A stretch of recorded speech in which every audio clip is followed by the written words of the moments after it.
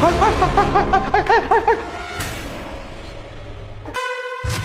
साहब आप ठीक हो गए?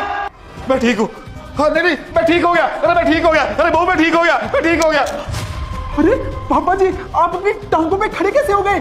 बेटा आज ना बहू से गलती से मेरी टांगों पे गरम गरम चाय गिर गई और गरम चाय की जलन की वजह से ना मैं अचानक से खड़ा हो गया।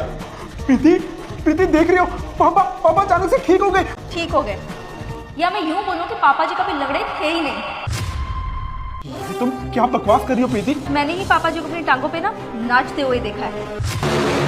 आज ना बड़े दिनों के बाद बहू घर से बाहर गई है तो मैंने सोचा क्यों ना अपनी आराम कर रही टांगों को काम पे लगाया जाए।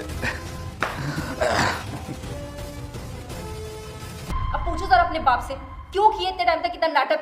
व्हाट इज दिस पापा? ये सब क्या नाटक था? भगवान के लिए सब कोई लाइक करता है।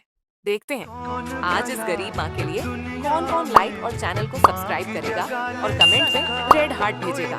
एक दिन जब मैं ना तुम्हारे बेडरूम के पास से गुजरा था तब मैंने बहू की बातें सुनी। नहीं यार हमने तो सर्वेंट रखा हुआ है 10,000 रुपये देते हैं हम उसे हर महीने की। लेकिन अब मैं सोच रही हूँ कि उसको हटा देती हूँ। घर के सारे काम ना ससुर से करवा लिया करूँगी।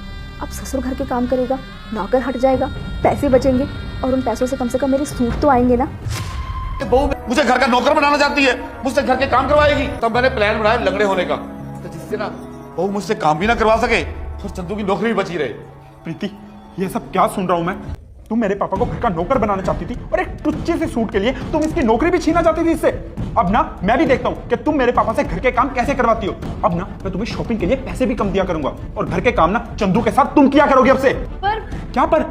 जो मेरे पापा के खिलाफ जाएगा ना उसको मैं सजा जरूर दूंगा और तुमने वही की है तो ये तुम्हारी सजा है। तुम्हें कुर्ते पजामे पे ये चाय गिरी है ना तो अब तुम ही जाओगी और कपड़ा लेके आओगी और इन्हें पहले साफ करोगी। गो।